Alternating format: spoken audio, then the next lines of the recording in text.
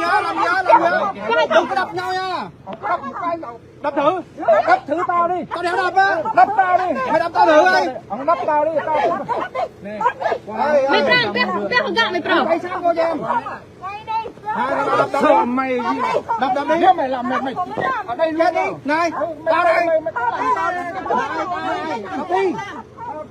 Mày đập thử tao cái. Mày có đập tao đây. Đập đi. Mày cân đất của tao. Tao không có mất của tao. Tao không mua của tụi mày. Mình làm rồi. Mất làm thì giấy tao đâu. Không được vứt ném người lên giấy tao. Giấy tao. Nha, tôi chưa làm gì này nha.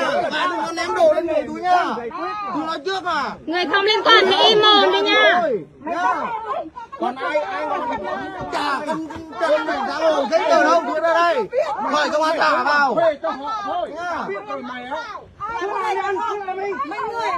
Lại không liên quan là ai? Này đừng mỗi người đi. Sao? Đừng mỗi người đi. Ông tôi viên này cũng làm thuê cho bà đó. Làm thuê cho bà Xuân luôn. Người này hỏi mày cái người khác. Mày biết cái lời nhiều tao không hỏi nữa. Mày rồi mày có quyền gì mày chửi mẹ tao? Sao đầm người tao? Đầm vào người tao làm gì? Mày đầm hồi nào mày tao đầm tay đầm chân tao mày hồi nào hả? Đầm hồi nào? Nè mày có quyền quay mẹ tao cũng quay chắc. Ngươi cho chửi thoải mái. Mày rửa này nó cầm rửa đi không dọa người ta này. Tao cầm rửa đây. Cái hai thằng. Thằng là kêu ngạo thế này, thằng là bồn sang, thằng là kêu ngài dần ngạc ở mày thế này bồn sang à? Rằng là tao mà mò chính quyền là tao là mò công an còn hư hè đâu đâu.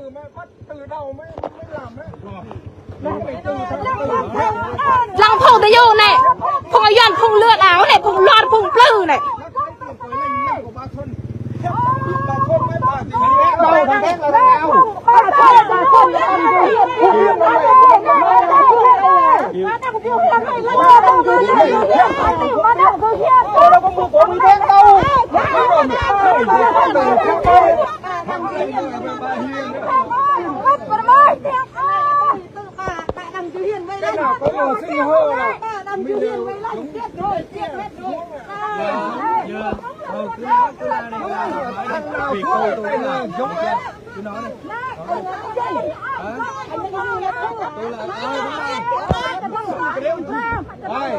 Kệ cho nó chửi.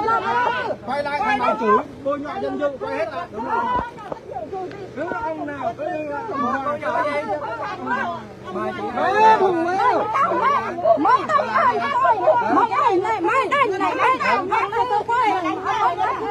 Đúng rồi. Ai đánh đâu, bằng chứng đâu.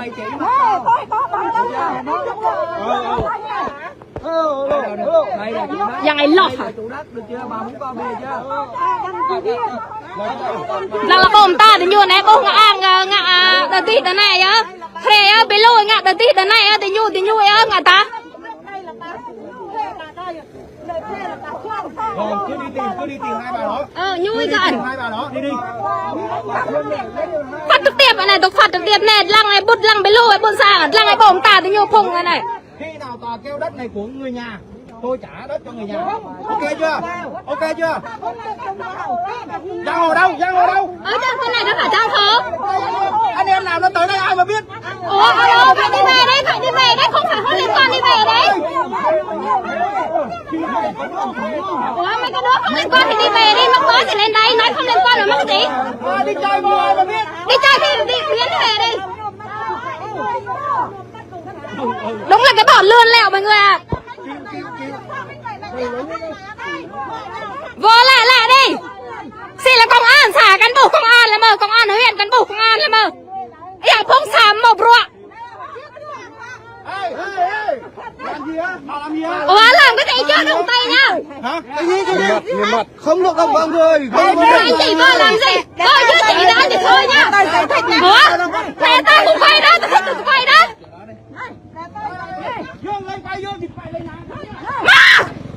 Mà ơi! Mà đừng chăm đâu!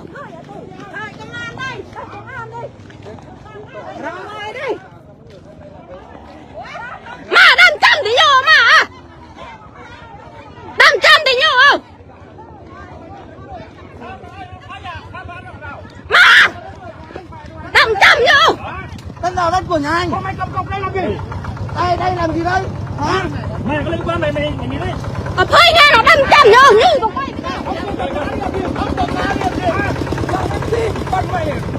Mày đánh tao hử? Mày sao mày thôi mày nhìn vô mày á. Đi đây. Anh cứ làm đi, ai trồng kế gọi công an vô cổ. Công an đi.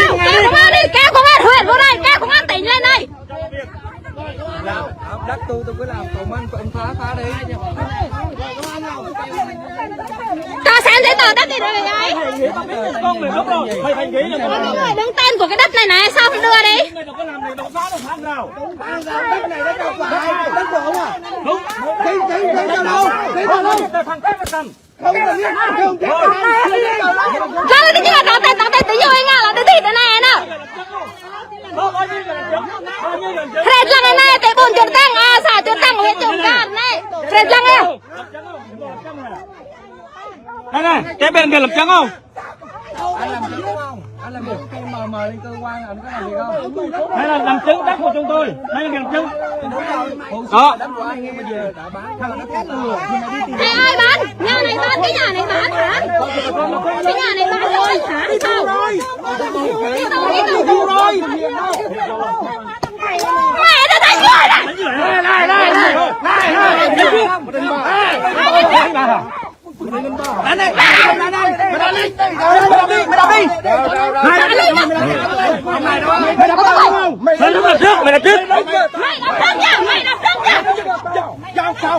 Sao? Mày làm đi.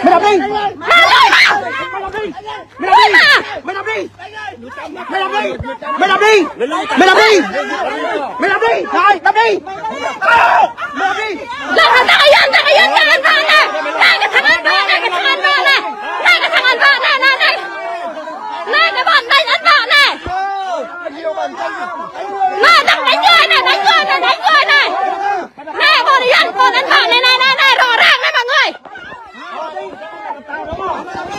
Này cái bọn là vừa là làng vừa ăn. Nè vừa ăn cướp vừa là làng này. Nè mấy cái bọn vừa ăn cướp vừa là làng này rõ ràng này. Này rõ ràng như này. Đây này rõ ràng luôn này, vừa ăn cướp vừa là làng luôn. Ta lấy cái đất người ta, ta giành cái đất người ta còn đánh người nữa mọi người. Mày đéo mày.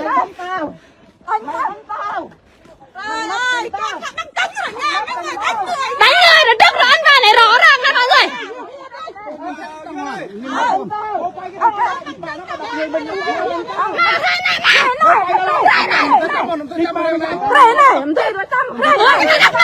Mày đánh tao. Này, lăng cái bom ta để nhau hết lăng mày lâu mình gặp à. Cái lăng là nghe cả mẹ còn hai tay mình con này. Công an xả cán bộ là bảo không xả cán bộ rẻ là bảo. Lại công an mà cần. Ủa chắc mày quay vào tao không quay chắc hả? Mày sao còn nói đừng có phá, mày làm biết tụi làm thuê đúng không? Phải làm thuê phải nghỉ tay đi. Nhưng mà sao tự nhiên cho đánh con? Ủa? Ông này đánh nha. Quay lại. Đây rồi. Đồ má các bạn quay đi. Mày có cái quay kéo gì mày quay hả? Cái thằng lôn này. Mày không liên quan. Mày không liên quan. Mày sẽ bảo mày không liên quan. Đâu cái tên mày đâu? Cái tên rủ má nghĩ sao hả? Một ngày tên thằng này rất là cái bọn lừa đảo dạng nhở. Mày nói chừng mày lên toàn. Nè lăng chậm mà prong cái nè dạng lừa dọn nè lăng chậm. Cái này cầm. Mày bỏ ra rồi. Mày đập người, nó đập người. Ai đập người? Thế mày nói. Đâu có chịu nghe. Mày Vâng, quay đi. Quay bọn ta như này. Này cho như ngăn mà cái này. Lăng này. nó đập người. Lăng này. Nó đập người. Này nó lăng nhu này. Ở lại đây. Thôi lại cũng được, không sao, là đất của tôi. Đất của tôi là tôi. Đâu? Giấy tờ đâu? Giấy tờ này Mặc cái mũ đâu? Giấy tờ này đâu? Giấy tờ này đâu? Ôi, giấy tờ này, để tôi nói coi. Giấy tờ này biết sao? Thằng khác là lừa. Lực ổng lăng tự nhiên chấm mẹ này, tự nhiên phải chấm tự nhiên. Mẹ bỏng ta này, con mẹ này chấm mẹ. Đánh đâu? Clip đâu? Đây. Chứng minh đâu à? Công an xã huyện bị chuộc hết rồi mọi người ạ.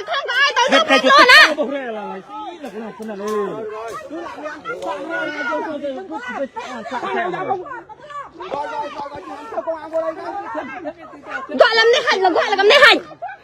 Anh cứ làm, không làm Mà yêu lên mẹ là chị à rè eo ấy chị giang eo đi prong rè này lăng ai bỏng ta thì nhung ngại là cái này tâm mà prong ấy đà ngại cái này tăng tích tăng biếng ấy đà là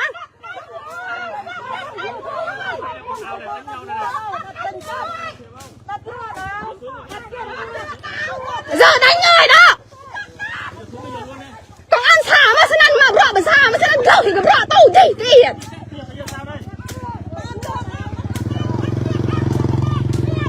ấy là ngày thiệt à rồi mày trả chìa khóa xe ba tao đây hả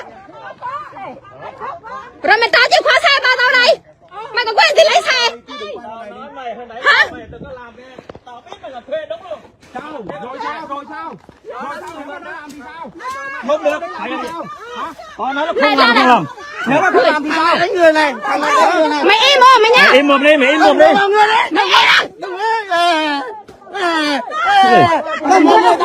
mày Quay nhờ mày, quay nhờ. Quay nhờ. nhớ để người thách thức này là nhớ cho số này này chắc nhớ này mấy tiền nhổ hay một điện thoại này lộc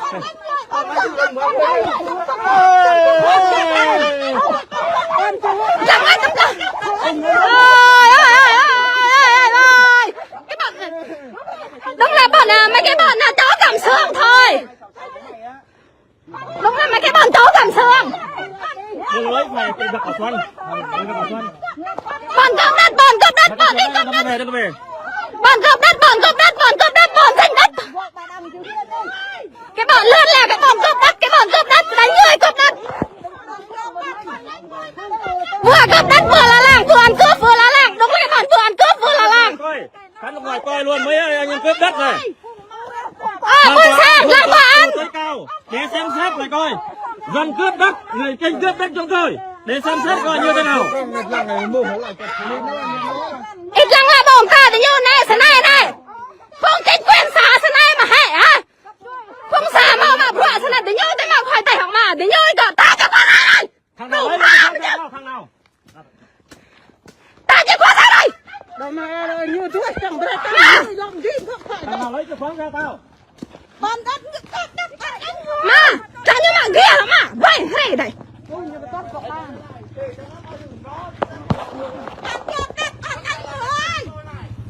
Lấy những toạc lấy những toạc kìa có toạc tôm tươi lăng là vết cái sang lăng tí nhu này em không có dân này bó guitar trời ơi ăn cướp vừa là làm này mọi người bó guitar trời ơi bó guitar vừa ăn cướp vừa là làm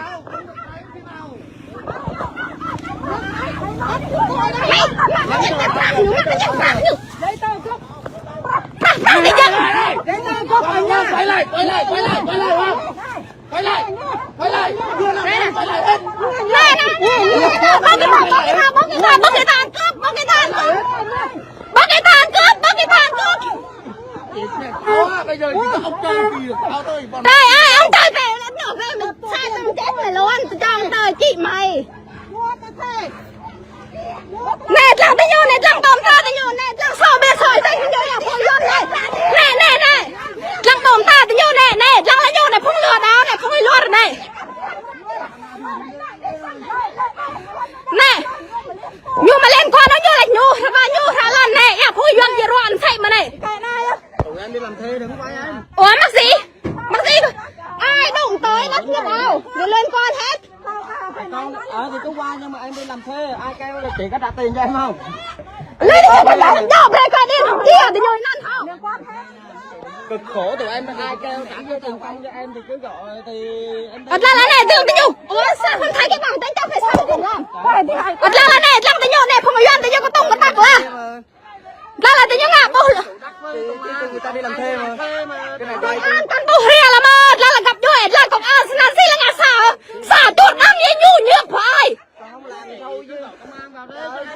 xả chuột đang làm ăn nhu nhược quá công an như quần què á bà xong gì ý là người ta cái làm thuê ai biết cảnh sát chứ làm gì quay người ta làm gì quay người ta Em vào bình thường em vào em làm chứ.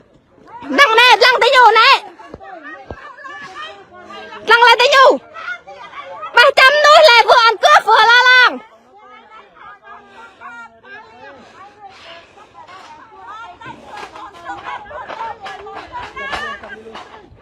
Mày chầm nuôi lại đà.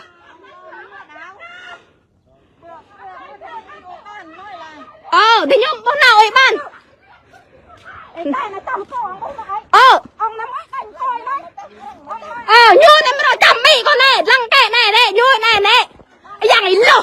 Dạng ý lò không trả lò, lò tới là nông á. Này, chưa tới nha, chưa tới nha.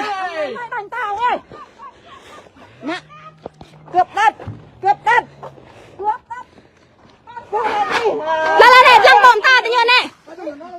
Là lấy nhiều phá hoại tài sản này mọi người, phá hoại này.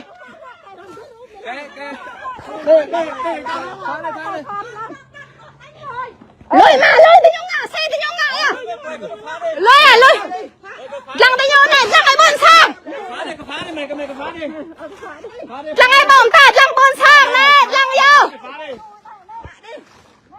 Này, lăng ai bọn sang.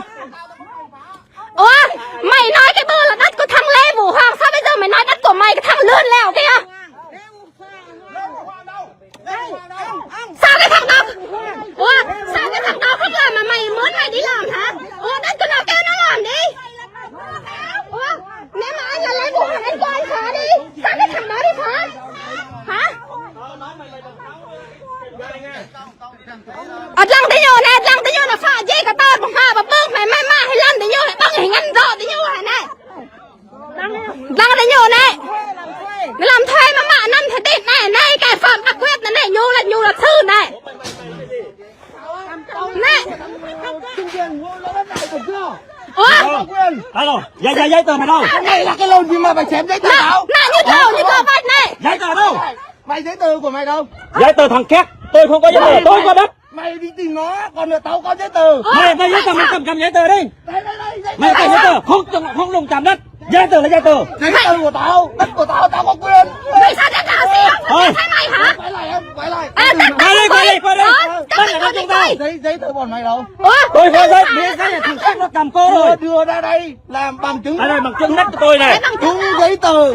Không có giấy tờ. Bọn mày Cầm chứng. Giấy tờ mày đâu mày đưa đây. Giấy tờ mày đâu mày đưa giấy tờ mày dặn mày lót đưa giấy tờ mày đây mày ngon mày đưa giấy tờ mày đây. Lăng lên nó phá này, lăng nó phá này. Không ai làm việc. Lăng tới nhiều này. Giấy tờ giá. Giấy tờ giá. Đây là phòng ủy ban cán bộ ủy ban là ủy ban gì là hệ. Gì là hệ phòng công an hệ, công an xã hệ. Mà mở chính quyền rồi hệ bên này hả? Mày không có mắt hả? Mày không có mắt nhìn thấy sao mà mày nói người ta đánh? Hả? Đúng là mày cái bọn lừa leo.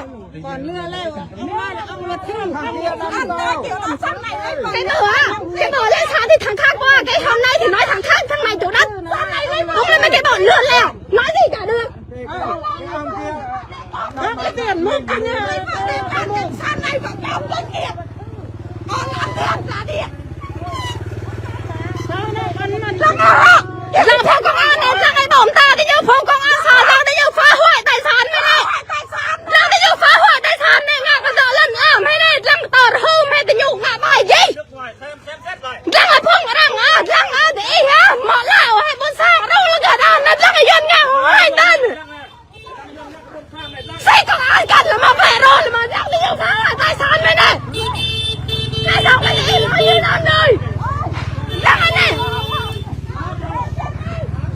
Lăng ở phá hoại tài sản này. Hả? Giấy tờ đâu? Tôi không có giấy tờ. Mà theo như cái lương mà làm nào? Tôi không có giấy tờ, nhưng mà giấy tờ thằng khác nó cầm cố. Lên nhà thằng này không có mặt nha. Đóng sờ quá. Bố nè, đồ mà đồ sờ quá. Đây có chính quyền vào đây. Bây giờ này. Đây, im đi. Mỗi người đứng ra một bên để chúng tôi cơ quan chức năng xuống làm việc. Nha, không cãi nhau nữa. Tầm này là làm. Nó ăn thuốc bằng điều khiển đó. Rè chồng chi mày coi lại hai cái chồng tự nhủ. Mày giấy tờ mày mau giấy tờ đó này thằng thép nó cầm cố làm sao mày có giấy tờ? Mà từ bên kia nó xá hết là số tiền thằng thép bao nhiêu tiền bao nhiêu?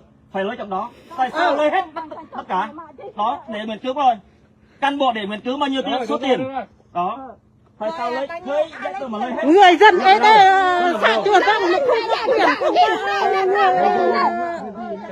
Người đâu sau đó?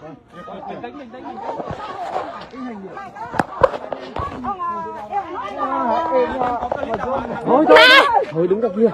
Đứng ra kia được rồi. Nói nhau làm gì cho mệt. Từ từ. Ủa, thế mày cầm cái đó làm cái gì? Mày cầm cái đó làm cái gì vậy? Chị đứng ra kia, đứng ra kia. Thế mày cầm cái đó làm cái gì? Đó. Được rồi, đứng ra kia. Đứng ra kia. Đất là đất của tao nhưng mà giấy của mày thôi, nhưng mà đất của mày giấy là giấy của mày. Lăng này. Này ta sẽ làm công an xã nó khai là xin lăng của mày có hai tay tao Từ đã đủ giờ. có lời qua tiếng lại để rồi có gì biết ủy ban người ta xác minh. Công an tới là nó cắt hết luôn này. Hai lót vậy. Nè. Mày Mày đi làm rẫy. luôn. Mày đi à? Như tao lót đó. Giờ mày có mà lót tao đứng là tao nhung. Lùi mày à.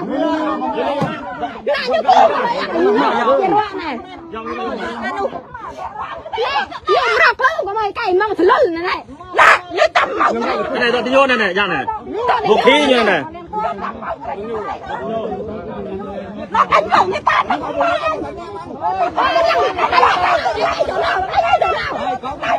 Này ta cũng có cái này tao mà mình bị quay hả?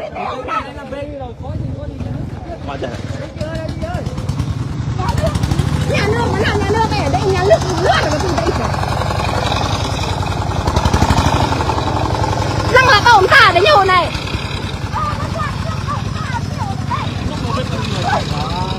Cái là hai đến nhiều.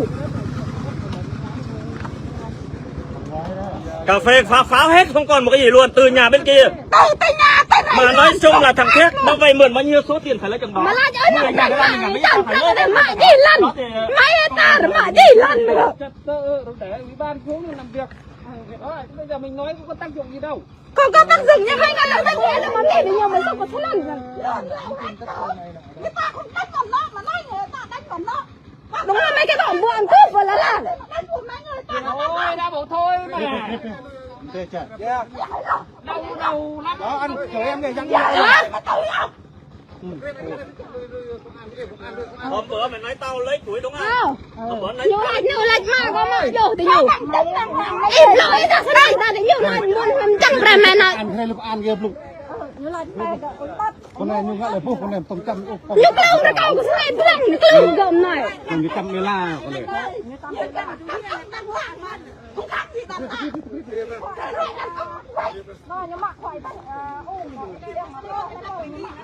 Cái măng nó chứ tốt thế cái măng này. Như nào hoặc thế nào bạn bố reo thì nhiều. Bầu dạ là hạ lăn bầu riêng thay mình liền ngân rồi cái hoàng bữa nay cái hoàng nha nó. Dạ nhung hè nhung mà hết ra hết rồi đòi cái măng sẽ lên lộn đứt này. Là nhung này nhung lạch nhung này này bạn bầu ta này. Ăn là một loại dạng lột. Cho người ta mà không biết tưởng tới. Kiểu lên đây mà không biết cái gì mà cũng lên. Hả? Đó là mày nói cái gì?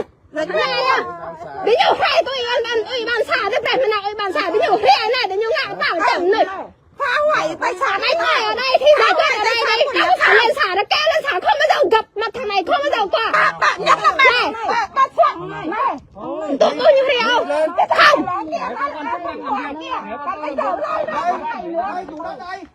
Chủ đất đây. Chủ đất có người làm chứng rồi, chủ đất người làm chứng không? Có. Đông rồi. Đây. Mày làm chứng hả? Từ mày khoang cày hoang năm nào? Cày hoang năm nào? Năm 2022. ôi trời ơi luôn Với sao? nạt lăng cái này lăng á Không cãi nhau nữa, có gì về ủy ban làm việc. không có về gì hết á ủa cái nhiều hiện lăng cái nhiều phản này Cây cà phê, cây gì, cây tiêu phá hết sập từ nhà đến trên vậy luôn. Không còn cái gì. cái hồi trước á cà phê mấy chục năm cùng qua phá kêu ủy ban không lên giải quyết. Tại bây giờ đặt nhau này kia rồi mới qua là sao? Coi có chính quyền không chứ? Xe này phạt, đòi phạt 15 triệu. Đó, thấy chưa? Đó, thấy chưa? Công an là vậy đó, lăng coi đi phá hoại tài sản này. Thằng Sen bao chê. Thằng Sen hồi đó là Anh nói cái gì? hồi đó thằng Sen á, đi báo thằng Sen muốn phạt 15 triệu. Nếu mà quay là đòi phạt 15 triệu, trong khi đó cái đất này là cái đất của nhà chúng con. Không phải cướp đất của ai. Không có cướp đất của ai hết mà cũng đòi phạt người ta là sao? Là nào mà như là đồm thay mà như là lôi lăng ở nhà hai đời có xin là một giật.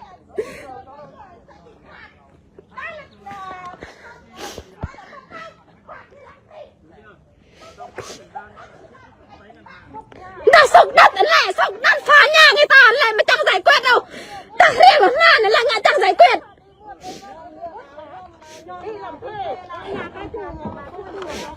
Bạch mới cầm cả sang mà mỏi nó, bạch cái dọn này mỏi nó, không bạch cái dọn. Dạ bồ. Cái đất này thật yếm bùa tay người. Mày im nha. Tao làm gì em? Mày nói đi. Mày im đi. Mày là ai? Mày. Ủa mày liên quan gì? Ủa đất của mày hả? Đất của mày hả? Mày liên quan? Ủa sao? Ở đây này mọi người, sao cái đất này ai cũng tự nói là mình là. Nói mày nè, mày lấy giấy tờ ra đây mà chứng minh được đất của mày đi. Ủa? Giấy tờ có rồi. Giấy tờ đất có rồi. Tên của đất của Mày lấy giấy tờ đất của mày. Ủa mày đưa đây, mày đứng nhận mày nói là. Đất của mày, tay mày ra đây. Ủa mày đưa đây. Cái tôi thì nói là sư, hôm nay nói là chủ đất. Thì lấy vậy ba coi, được chưa? Ủa trời ơi. Đó đúng là mày cái bọn lươn lèo. Thì kệ ba. Bây giờ mày đặt nói đòi lên ủy ban. Trong cái hồi này thì đánh người. Ủa mấy cái đứa mà không liên quan nói chỉ vô đây chơi á, cút về hết đi. Ủy ban giải quyết đi này. Cái mày liên quan gì trong này? Đất của tao. Đất nào đất của mày? Tên ở đây. Giấy tờ đâu? Đất của mày là giấy tờ của mày đâu? Đưa đây. Mày đưa đây. Thích xem đâu ủy ban nhá. Ủa? Giấy tờ ra. Mày không có. Giấy tờ ra. Thích xem đất thì có thôi. Sao? Ủa? Sao hồi này mày muốn lên ủy ban sao không qua lên ủy ban đi? Giấy tờ không có tranh chấp đó để gọi lên ủy ban. Trời ơi, lươn lẹo hết cỡ ủy ban nói rồi. Ôi, chắc này cái ủy ban nhân xã chắc này kêu. Ôi, mày đặt cả để trên điện thoại bùa này kia, trời ơi, đi mà đi tạo nghiệp. Đang là đó sẽ đi blot này nè, yang Yuan sẽ đi blot này nè. Mày em lên màu lót đi, màu lót. Đất này có biết không? Hồi xưa ông bà tôi là hết Tiền ở đây. Là đang kêu tới nhiều blue này, ngang ngược mà ai tới nhiều blue này. Là lần này ngã ảng này, kêu thách thức ấy đồng này. Cho ủy ban xuống rồi giải quyết. Kêu chị Hạnh đi, kêu chủ tịch đi. Rằng là này thì nhiều kêu ngào lắm luôn, lăng phùng ta là đi làm thuê thì nhiều này, lăng lăng bồng ta thì nhiều cũng là mấy cái bọn đi làm thuê thôi. Người ta đã không muốn nói chuyện được chú ơi, nếu mà người ta đã muốn nói chuyện người ta đâu có đi phá ngô này kia đâu. Em muốn giải quyết không? Em bây giờ em có làm đúng của em đã. Nếu mà thế nào thì là chúng tôi sẽ giải quyết, ai sai giải quyết. Chả thấy giải quyết đâu cả. thế nào tôi cũng không phải xúc nhà xúc cửa người ta kiểu này. Tôi đang xúc nhà xúc cửa. Ủa, tôi có video nói anh Tư nói là anh ủi cái đất này. Đúng rồi, đất này tôi ủi, tôi có quyền ủi. Ủa? Mua luôn, chắc là to mà thôi. Mua luôn, anh mới tay làm tàu, anh nói. Bà Xuân mượn tiền 500 triệu nói thôi, lần đầu tiên bà Xuân mượn tiền của mày 500 triệu đúng không? Đó. Mày nói là lần đầu, mày nói lần đầu là bà Ngân mua trên link trước phải mua của mày. Mày nói là 500 triệu. Này chỗ này mày tới Nè, lăng tới nhô này nè. thằng đây ơi. Nãy giờ em chưa gọi à?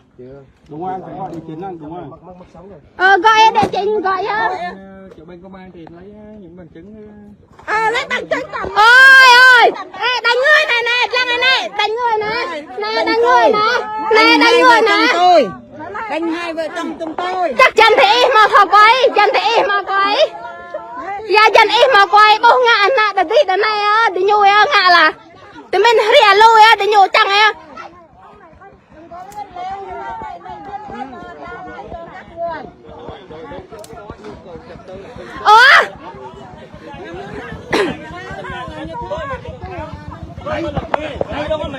Đánh người ta rồi, ôi thế tụi mày đánh người ta thì sao còn đỡ hơn cái bọn tụi mày không biết xin lỗi ôi trời ơi lăng ai bỏng ta thì nhiều này lăng ai này còn đỡ hơn mấy cái bọn đánh người ta không biết xin lỗi còn ăn vạ lăng ai này còn mày đặt chay làm cái gì lăng ai nè nè nhiều nè nè lăng ai nè đó coi đi nè lăng nó nè lăng tự nhung treo leo lao đi kìa nè lăng tao chìa khóa xe đây ủa mày leo lên xe ba tao rõ ràng nha tao có mắt nha ủa tao có quay rõ ràng hả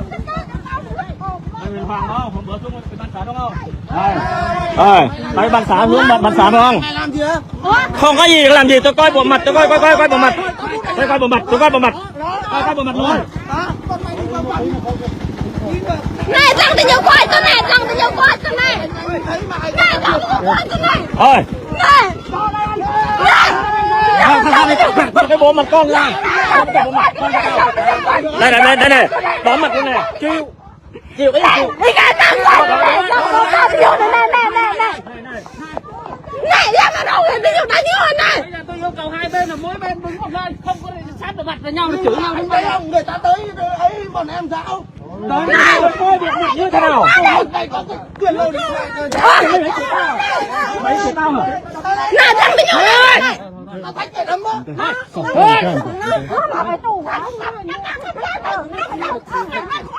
Đâu rồi đứng đây để ủy ban vô đặt sáng lên đây làm đây luôn.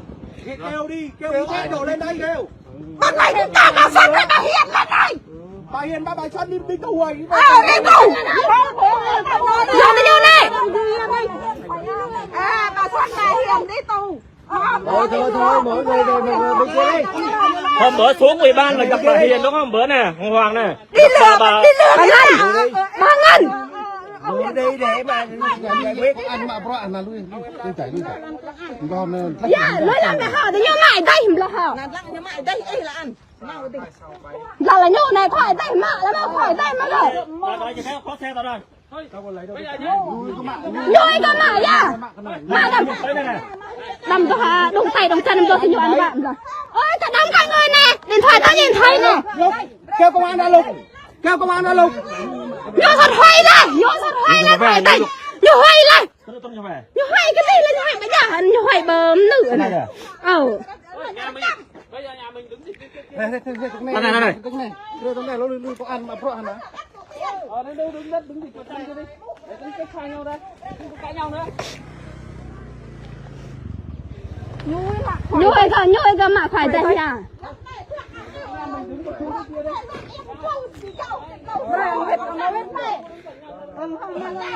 ai yang thẹt ai yang dè ro đây cơ anh Nói đi.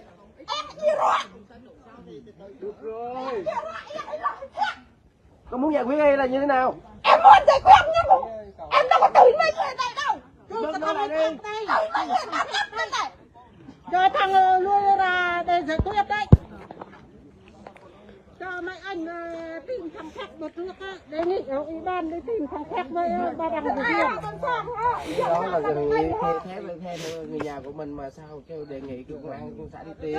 thì tại vì công an tên mà nghe đâu mà Nó cái vấn đề nhà mình chưa hiểu được cái gì mà cái lúc này. ủa thế ví dụ nói nha từ cái bữa năm ngoái kêu giải quyết dùm cái vụ đất này sao không giải quyết dùm đi Người nhà mình có biết chưa? không phải Người nhà bom mình đâu không biết gì đúng không? đi cầm Thì thôi. nó đi cầm Thì mình chưa tìm hiểu được cái vấn đề đó mà sao mà mình cứ xung thì để im lặng để cho bên giải quyết đi mời giải quyết dùm cái đi thì chúng tôi người đi hỏi đấy đi chợ chùa Đông ở đây là không biết gì hết thằng ấy thằng nào đi với thằng ấy lanh nữa con là con nữa là con mấy người này chẳng qua là con này là đi cướp lắm còn cướp lừa đảo cơ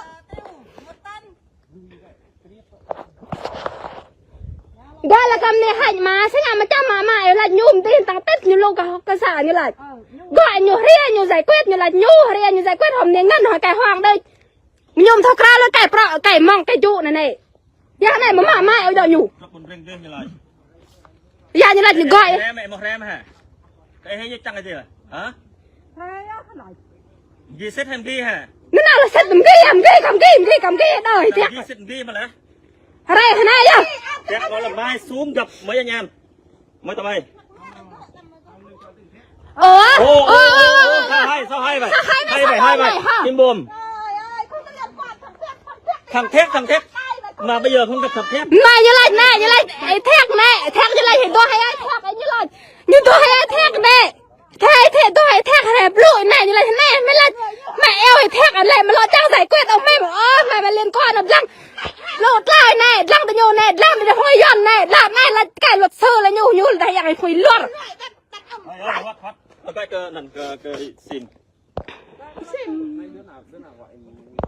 còn lại là tự nhiên là quay cái bắn chân này là lên tòa án xử lý cho hắn mới có gặp nhiều người ít lăng là chầm hai quả cát mày gỡ đôi ta sẽ nằm thì nhổn đó ngà là làng là xóm ai ơ ngà giả vờ ngà năn nhớ bố xin cuối cái thằng mập này địt mẹ mày nói tao xin cuối mượn tao xin cái luật mẹ mày có chứ mày nói bữa tao xin cuối đúng không bộ mày nói bé hay bằng tao xin cái luật mẹ mày có chứ xin cuối thôi không có chửi nhau như vậy anh ơi ôi hâm sợ này mày bữa mày nói này mày có cầm chứng rõ ràng mày quay rõ ràng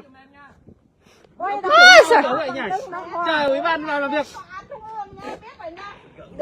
ôi trời ơi chắc sợ thôi chắc kéo mà ra kia đi không đứng đây lại gì nói nữa qua nó lại nữa không có nói đâu chị đánh người thôi chị ăn vạ thôi em làm sao anh nói một câu thì em cũng nói đế thêm một câu nữa mục đích của em là muốn bảo vệ tài sản đúng không thế người ta phá rồi anh đến xuống đây giải quyết là anh nói câu em lại thích thêm sẽ sao mấy người kia nói thì anh không chửi tụi em hờ một tí là anh chửi ai chửi bọn em thế mà anh nói cái gì anh đang nói để giải quyết cho bọn em ôi trời ơi lăng anh này tình hình phức tạp à này lăng này đây phá hết này lùi còn nào quay lăng là thầy cả xù này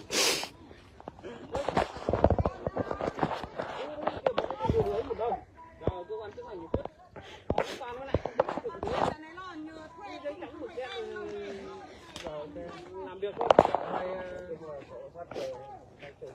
giờ đứng rồi giấy tờ nói chung là anh muốn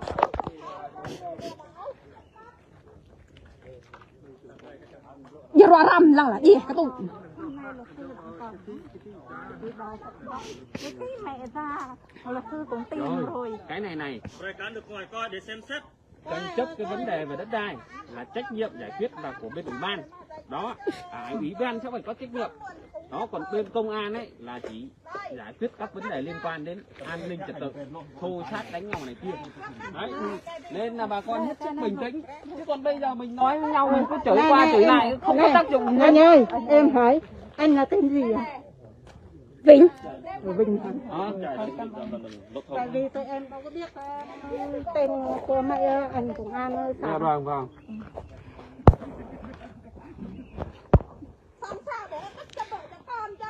nó cứ biết ra là ăn cái nào là đủ đây là lô cái con ăn nói chuyện là thằng thép thằng lừa này nói chuyện nà ngàm chẳng blue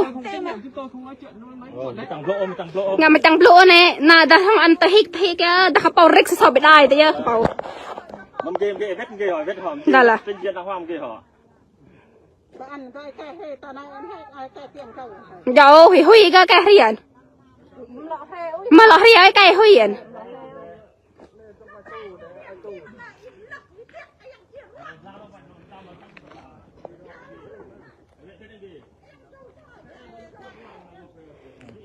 nào làm ghi cầm ghi ơi thẹt xì là ngạc lần làm mà gỡ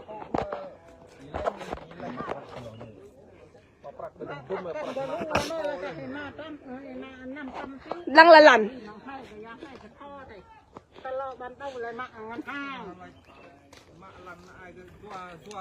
lăng là tăng phạm nữ nạ mấy người ấy đà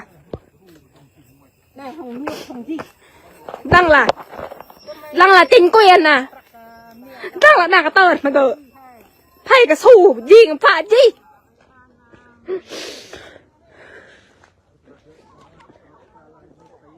bây giờ chị hẹn tỏ bông đó hẳn ngạ là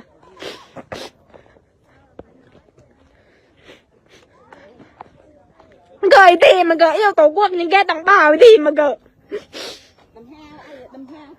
xí mấy thằng hè mà cũng hai đàn dẹt lại tiếp bảo giải lột chắc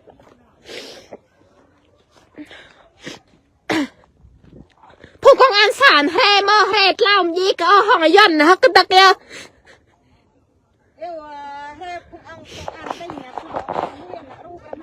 là mà ê thác là cái thằng chồng của di út chị em nhồi mà là lần mà gần nhà hiếu cầm lần cái đuôn có gom phun tí lại mà làm lần mà gật lại nó sang tên gì là chân bạc 500 triệu mà mạ lần mà gật bắt thì cao tuổi hết ta mạ lần hai đàn thì gộ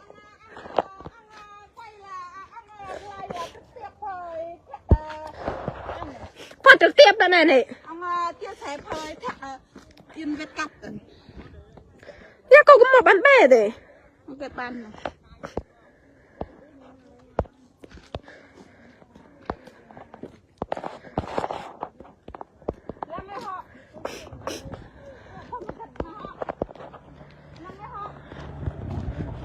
lỡ này nhôi ngạ tăng tết này nè nè chặt gì rồi nè hello bằng cái tay ăn hả hello bằng cái tay ăn với thọ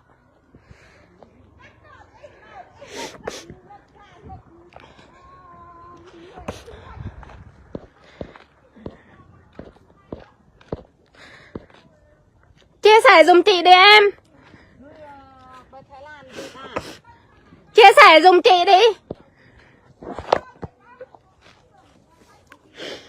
sang rầm ra là gặp sinh à sụt gì sang mày gỡ lần mày gỡ đùm bỏ lần đến mà gì á chẳng có đi nhủ hả ơi xí là tí chịu sân ăn mà phụng rồi à móc lẹ rồi à xí ông mày nguột nhỉ tụm ai tia mà pro mày mà cứ kia mà pro là xí là phải gì lần làm mày gỡ xí là làm màu tổng lại là giặc lại tiếp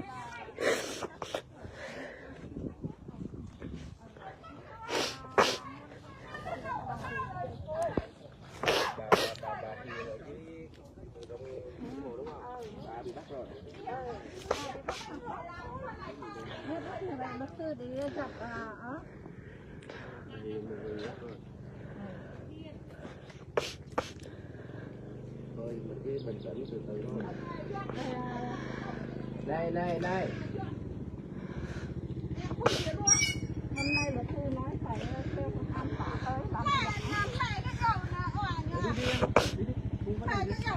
ya mà mò cái vấn đề gắt tay ở vấn đề này rồi mà ai chẳng lăng là phải chi ỏa lăng à đã chăm nó gửi chăm mà prong này đã quạt bụng tai á đã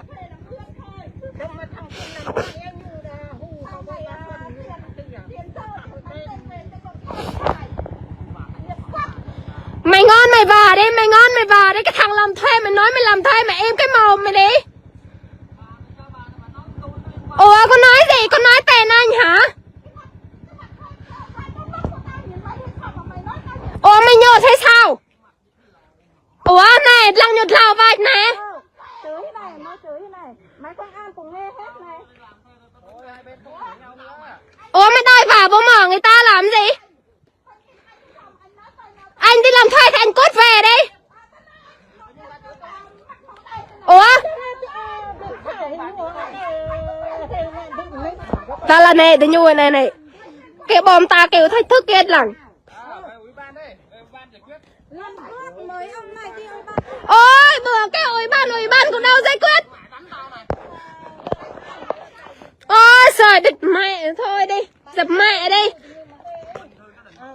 Bằng hành keo rồi mấy người nó không có hay ban nữa. Đánh mày đúng mày không liên quan tại sao mày xuống đây?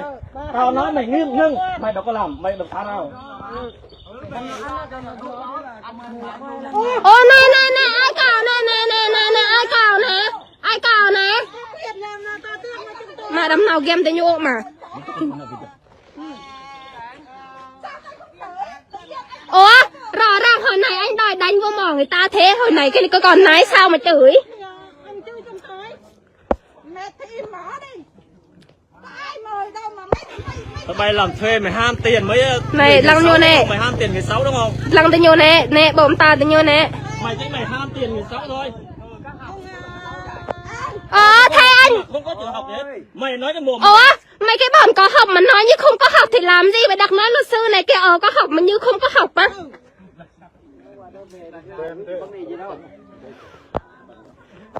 là chặt gì rọi ớt lằngอย่างพวกเยอะรอด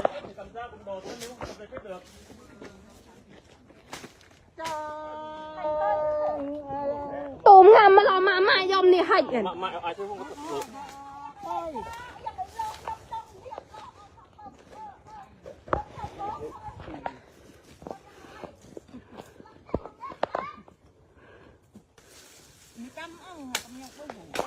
Quá to cái này có tủ Thả có nhá. Quay lá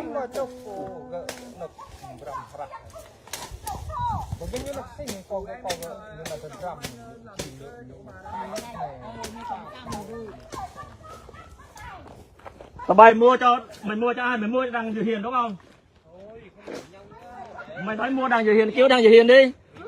Trình bày ủy ban ký vào biên bản đó ký tá vào làm bằng chứng để ôi trời ơi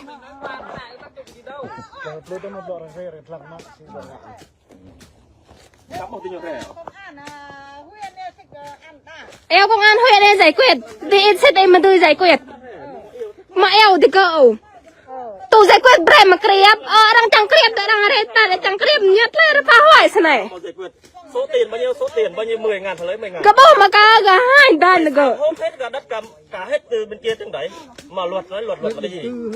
Mạ gì? lần sau mà rong cái nào mấy trăm triệu cái hai đàn được ngạc mày rồi đứa nào thằng nào để ra luật đấy đó mà luật đúng ra là luật phải nói tiền số tiền thực thép vay mượn số tiền bao nhiêu tiền vay nợ đây 1 tỷ 2 tỷ ví dụ đó tại sao nó là đúng luật là luật gì đó đi cao thì chửi tao mới đánh người chứ chửi gì nữa Diệp luật tài sản mà luật này là tham ô có luật không đó là cái gì là luật Ban không có xuống. Hội ban có xuống không? Tại cái hội mục. Mỗi lần nói là luật. Hả? Chính người dân người ta cũng thấy mà. Nói là người nhà thì còn bao che được chứ. Xí là của hai tài lần sang mày gấm rau cái đà sang không múc mà đi một. Rồi mà tiêu chẳng phát phải đủ. Có đốt cây cà phê, cây tiêu. Năng là lần mà thế này sao thân mấy trăm triệu mấy mò này 1 hectare thế này tum triệu sao thân mấy mò xin làm kia chết này Công an xã phân nhiều phải phạt này nếu quay phạt 15 triệu công an xã sen bao che lúc đó này biết hoạt nêu lập biên bản hoạt em lôi này lập biên bản như này vậy là xem xét lại này như là lập biên bản lại cả hai trong đó lần làm mày không lập biên bản xem tông đó cái bị gần nữa đó nó mọc sang à sang anh thì nó là lâm ra tay để mà lâm như là mẹ phát nữa mẹ sẽ làm phát ông mới lâm mới sát đều hành như là buồn chuột tăng xả chuột tăng huyện Trầm Gar tỉnh Đắk Lắk mong ăn thì nhiều ông ta cái giọt mà được dòng ổ rưới này còn thể linh này sẵn ăn thì nhiều ngạc các mẹ đâu cái hông phải đậu kiểu bây giờ mà đang từ cấp trên để xem xét như thế nào ai đúng hay sai tao làm mơ là quay là năn ôi giờ ngạc cả hai còn hai đàn đấy giờ đang là giòn nhau thằng nào để ra mà quẹ rồi giờ mà quẹ thì nhiều rồi giờ xì giọt ngạc các mẹ cái xì thì nhiều thuê không thế nào là hợp pháp trong cái đó mày có tiếp thôi thì nhiều mấy chục năm mày cái tộc mà này tôm mơ hết ạ ngăn chan hay ngăn hàng đấy tí này dẹp lăn mày lại chăn bắt chân nước hương mày buồn mày nắp lăn mày ca tùm chi mà ta là mọc lại là lăn là mà sao bắn điện lăn ca tùm chi mà đỡ mày kham mày buồn tiếp buồn mà mày để cùng cập lên để xem xét là luật công an xã nói là luật nhưng mà luật đúng luật cái luật đó là thằng thét vay mượn bao nhiêu số tiền mày cái đồ eo là tình yêu tung năn ơn mày cái tại sao lấy đất lấy hết tất cả mày đâu thằng nào để ra tao nói tao mới biết mày cả buồn cả nạp mày cả mà thô luật như là thế nào phá nhà phá cửa phá cây cà phê là luật thằng nào để ra luật đấy để xem xét coi tại cái mà pháp luật can thiệp để mà tao ai xin nào sang tức mày cái từ cập lên từ dưới để xem xét lại nhà cửa này đi vay đi mua đi làm thuê có nhà cửa trong sang hạt để sang tức mày cái làm thuê là mơn mà mở tập dân tộc cái này cái tập tại chỗ mà đi như là ngại chưa thế này là hết cọp ít cười đi rồi mai mốt cái lượt con cháu của mấy người nàng thế cái nghiệp cái đại trai ấy hắc cái cái bông mà hay à tao phá nhà chơi luật rừng lần 2 tao đã tha bất cứ cái nào chọc phá nữa đéo tha thằng nào tao nói trước hay á mày đây á mục sang này mục sang mày gọi này hơn mày thì như mục sang mày sang mà làm cả hết rồi lại sang làm cả hết cả tâm chứ họ đi vay đi mượn đi làm thuê ra nợ gạch sao măng nô cạt lo mất là này eo ơi bạn đi nhổ riết công an đi nhổ riết lại chẳng hiểu giờ nó nào là hợp pháp giờ mai cả hơn đúng tôn là từ năm 2015 rồi giờ mang cả xã hội đen nằm ngoại á và thuần á phúc ấy giờ này làm với cái mù của mày gặp lộ mày cái hè mày cái ngột tao phải đào đi nhổ ăn phúc làm thuê bơ đi nhổ đi nhổ mà làm mấy đâu cắt đặc trâu đi nhổ cái sáng này tiền có hai để ngạc cái mày cơ nó là làm sáng lần mà bây giờ không hai là cái lát mơ pháp luật gì mà eo thì nhột lại giải quyết bây giờ lắng là phải cái sụp mày cơ nà eo thì nhồi ban nhé chẳng nào đây phá thì bước sáng này cơ tôi quên làm nè phò chủ tịch căn cho bộ rìa là chủ tịch căn bộ rìa là mà mình cái mà quan tâm cái dân nó yêu và nít cơ đây cái yêu quan tâm cái cho sao này ông này cơ cứ hai để cho mày cũng nó biết đâu là nàn rồi tiền bao nhiêu cũng biết đường mà bá đằng này không mày chẳng ta để nhô mà sao biết nha thì nhiều hơn thì soi nào tôi bạc ăn mà thôi sao tì tao đùa tì tao mày chịu blitz mà sao biết xin là mày lần mày cái bay tuổi tàn mà nó mọc lại là chẳng giải quyết được học mày cơ bố mơ xin hẳn đốt mơ đi phải đào đi đôm plug thôn lại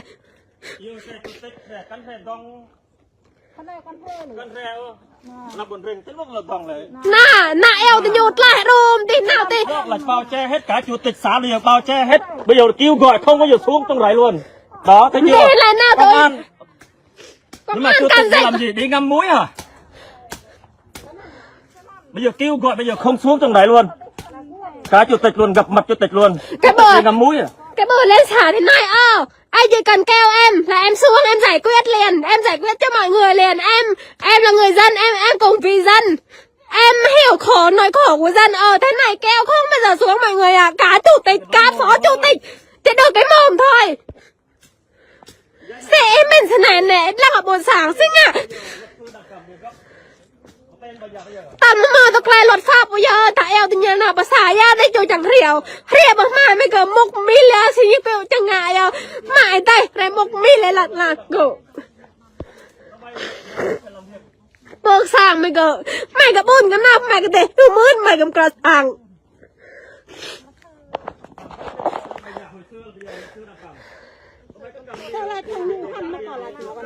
lần mà tiền thì nó lờ đôi một tần mà chỉ mà sáng mày cầm rầm cả mấy trăm triệu mà bây giờ bạc mày cầm mồi nó bạc cái yuan lên mồi nó sang đó thì nó bị prong thì đọc hai sầu rưỡi mà gì ông nó mà lôi tháng này một hệ tự ăn trắng mà gì mà ăn cái năm 2002 nhá tâm cái vật nhộng thằng sinh rồi chúng mẹ gì mà cái này có mạng này sang ca mà đo ô toam nan rồi độc sang là nhu mà này nhu lọ vít là nhu để phun cái nhu này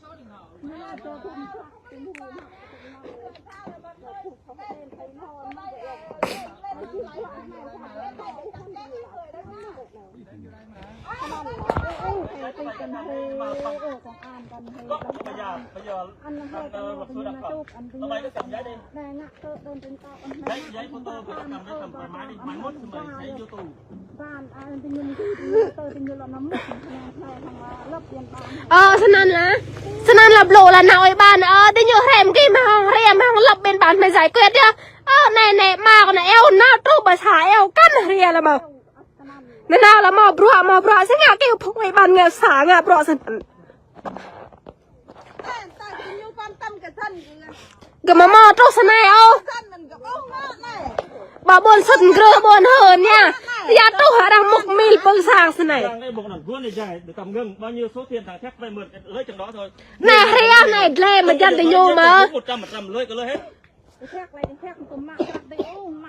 cũng ít ra cũng phải ngăn chặn này kia chứ không biết tại sao xí là mày cái tớ ngạc cái này tít mày cái tắt một lại đọc mình nào bây giờ giờ mày cái tụm mày lắn mày bưng sang mình nhủ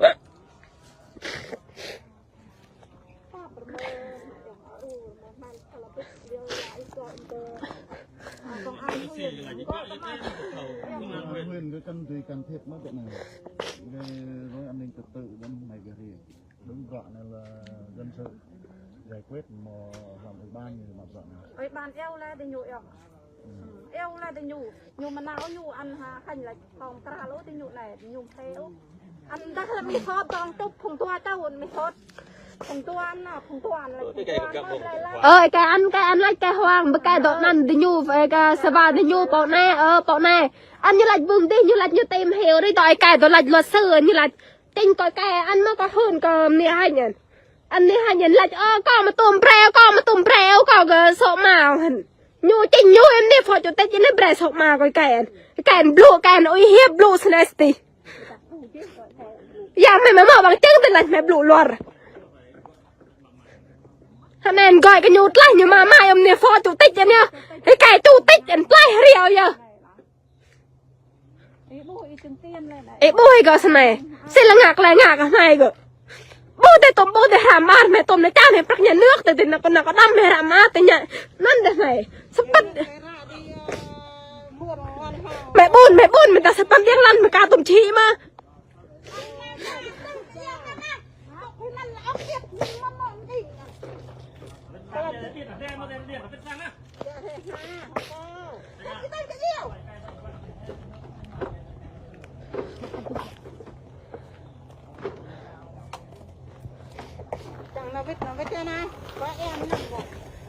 Đây là món nào còn chút thì rồi nè.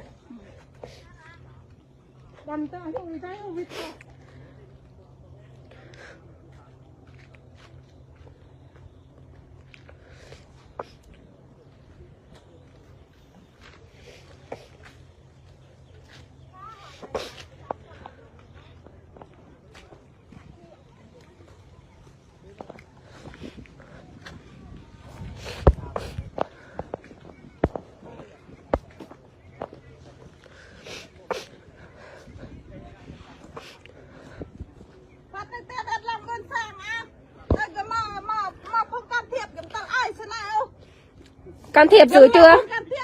Can thiệp xử chưa? Này can thiệp xử chưa này? Đây là chia sẻ luôn nhau. Chia sẻ phần nước ngoài thế nào?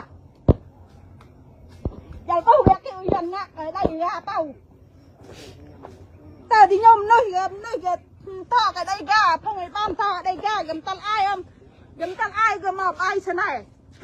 lăng là lăn mày cơ lăn đâm này lăn này nó tuần ai đâu yên lạnh mày lướt tới tuần ai nó đi là con cho răng xa cho răng hiện kim ga đó họ cho nên họ tại sao cái phương ấy ban xa cho răng nhưng mà can thiệp họ tôi thì nhu làm ấy mà bạc bầu ăn ít đó hem thà pral ấy hô han giọt thì nhu thì nhặt bớt này lần này thì nhu ra mrăng ra lên cái sang tụt này cơ thì nhu hay cái đó đằng mà chuột đằng này đằng mà đừng đã lạ lò thôn đã cái thằng phải nhôm này bạn này giặc giờ như chạy lẹ lại chỉ làm mày gỡ nhôm nơi mà giặc nơi mà bạn ăn cái nhiều hiểu sẵn ăn thằng này như là đập nè buồn yang đây thì đâu nhẹn làm nè thì nhôm từ như tao cỏ gỡ làm từ tao cỏ chỉ làm của gỡ này như là đợi đập ở đây lại